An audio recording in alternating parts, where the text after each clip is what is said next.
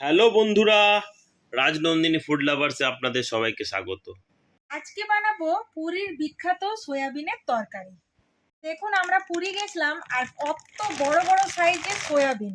তো এই সয়াবিনগুলো আপনাদেরকে রান্না করে দেখাচ্ছি। আপনারা যারা যারা পুরী যাবেন একবার হলো এই সয়াবিনের তরকারি বানিয়ে টেস্ট করে কমেন্টে জানাবেন যে আপনাদের কেমন লাগলো। এর জন্য নিয়ে নিয়েছি আলুটাকে ছোট ছোট করে কেটে নিয়ে আমি একটু ভাপিয়ে রেখেছি। আর এখানে নিয়ে নিয়েছি মশলা, যেমন হলুদ গুঁড়ো, এটা কাশ্মীরি গুঁড়ো লঙ্কা আমরা বাড়িতেই বানিয়ে নিয়েছি, আর বাড়িতেই বানিয়েছি জিরে ধনে গুঁড়ো, পাঁচফোড়ন, বাড়ির বানানো গরম মশলা, আর স্বাদ মতো নুন। আর এখানে নিয়ে নিয়েছি দুটো মিডিয়াম সাইজের পেঁয়াজ কুচোনো, নিয়েছি দু তিনটের মতো কাঁচা লঙ্কা আর সামান্য পরিমাণে ফ্রেশ ধনে পাতা। এইখানে আমি একবারে মশলা বানিয়ে নিয়েছি পেঁয়াজ, আদা, রসুন আর টমেটো। তো আপনাদেরকে দেখাচ্ছি, প্যাকেটটা কেটে নিয়েছি। দেখুন সাইজটা, এই দেখুন কত বড় বড় সাইজের সয়াবিন, দেখতে পাচ্ছেন? আর এই সয়াবিনগুলো দেখে ভয় পাওয়ার কিছু নেই, যথেষ্ট সফট আর যথেষ্ট টেস্টি।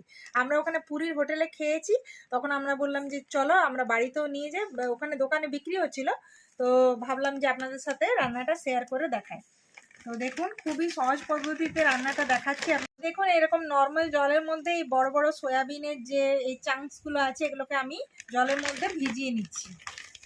তো দেখুন এখানে কড়াই বসিয়ে নিয়েছি আর এর মধ্যে দিয়ে দেব 2 চামচের মতো সর্ষের তেল।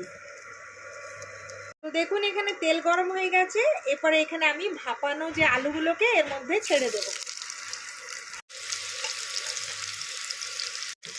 এরপর দেখুন গরম তেলের মধ্যে আলুগুলোকে ভালো করে একটু ব্রাউন ব্রাউন কালারের মতো ভেজে নেব। তো দেখুন দেখতে দেখতে আলুগুলো বেশ একটু ব্রাউন ব্রাউন কালার হয়ে গেছে। এরপর চলুন এই আলুগুলোকে ফ্রাই করে নিয়েছি, এই আলুগুলোকে এইভাবে আমি থালার মধ্যে উঠিয়ে নেব। এই দেখুন। তো দেখুন কড়াইয়ের মধ্যে যে গরম তেল ছিল ওর মধ্যেই আমি এই যে ভেজানো সয়াবিনগুলোকে ভালো করে জলটাকে আমি বের করে নিয়েছি, আর এর মধ্যে এই দেখুন আমি এক এক করে সয়াবিনগুলোকে একটু বেশ ব্রাউন ব্রাউন কালার করে নিয়ে আমি ভেজে নিচ্ছি। তো দেখুন প্রত্যেকটা সয়াবিনকে ভালো করে এভাবে নাড়াচাড়া করে নিয়ে একটু বেশ ব্রাউন ব্রাউন কালার পর্যন্ত অপেক্ষা করব। এই দেখুন, তো দেখতেই পাচ্ছেন সয়াবিনগুলোর বেশ কালার চেঞ্জ হয়ে গেছে, কি সুন্দর ব্রাউন ব্রাউন কালার হয়ে গেছে, দেখতেই পাচ্ছেন। তো এরপরে এই সয়াবিনগুলোকেও আমি থালার সাইডে তুলে নেব। তো দেখুন সয়াবিনগুলো ভেজে আমি তুলে নিয়েছি, এরপরে এর মধ্যে আবারও দিয়ে দেবো 2 চামচের মতো সর্ষের তেল। তো দেখুন কড়াইয়ের মধ্যে তেল গরম হয়ে গেছে, এর মধ্যে দিয়ে দেবো পাঁচফোড়ন। তো দেখুন পাঁচফোড়নটা প্রায় ভাজা হয়ে গেছে, বেশ সুন্দর একটা গন্ধ বেরিয়েছে। এর মধ্যেই দিয়ে দেবো পেঁয়াজ কুচনো। দেখুন দুটো মিডিয়াম সাইজের পেঁয়াজ কুচি করে রেখেছিলাম, এটাকে আমি দিয়ে দিলাম। একটু বেশ লাল লাল করে ভেজে নেব পেঁয়াজ কুচিটাকে। তো প্রায় লাল লাল করে ভাজা হয়ে এসেছে পেঁয়াজটা। তো চলুন এর মধ্যে আমি দিয়ে দেব এই বেটে রাখা মশলাটা। এর মধ্যে আমি সবই দিয়ে দিয়েছি, পেঁয়াজ, আদা, রসুন, টমেটো একসাথেই। তাহলে কি হয় ঝটপট করে রান্নাটা হয়ে যায়। তাই 4 চামচের মতো আমি বাটা মশলা দিলাম। এরপর দেখুন বাটা মশলা দেওয়ার পরে ভালো করে এভাবে নাড়াচাড়া করে নিয়ে একটু মশলাটাকে 2-3 মিনিটের মতো কষিয়ে নেব।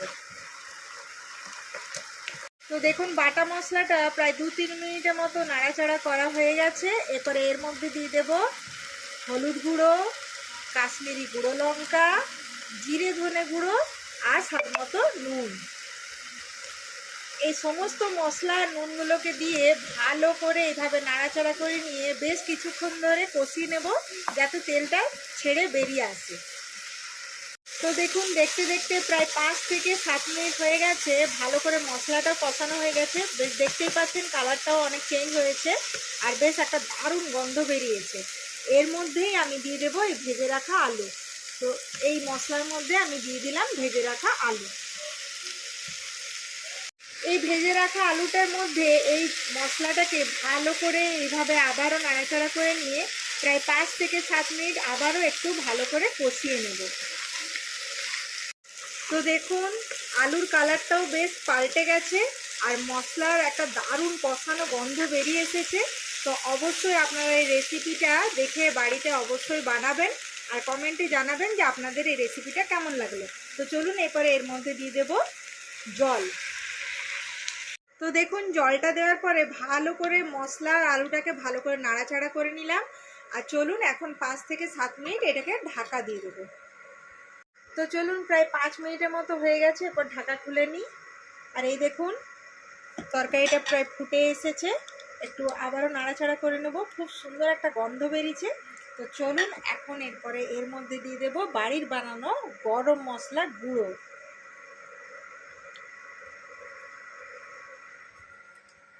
গরম মশলা গুঁড়ো দেওয়ার পরে এই গোটা গোটা কাঁচা লঙ্কাগুলো আমি এখন দিয়ে দেবো, কারণ আপনারা সবাই জানেন যে আমার বাড়িতে বাচ্চারাও খায়। তো দেখুন এই তরকারিটা ফুটে এসেছে, এরপরে এর মধ্যে দিয়ে দেব ভেজে রাখা এই সয়াবিনগুলোকে।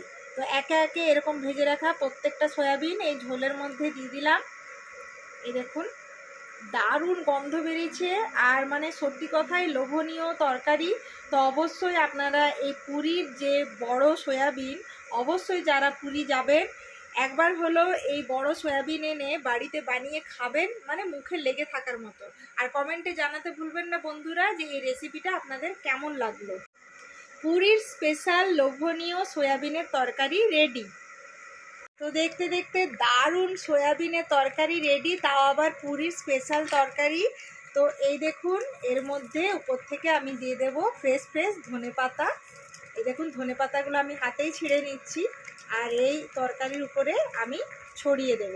তো কেমন লাগলো রেসিপিটা অবশ্যই জানাতে ভুলবেন না বন্ধুরা। আর রাজনন্দিনী ফুড লাভার্সে যেভাবে আপনারা এত এত ভালোবাসা দিয়ে যাচ্ছেন, আরও অনেক ভালোবাসা চাই।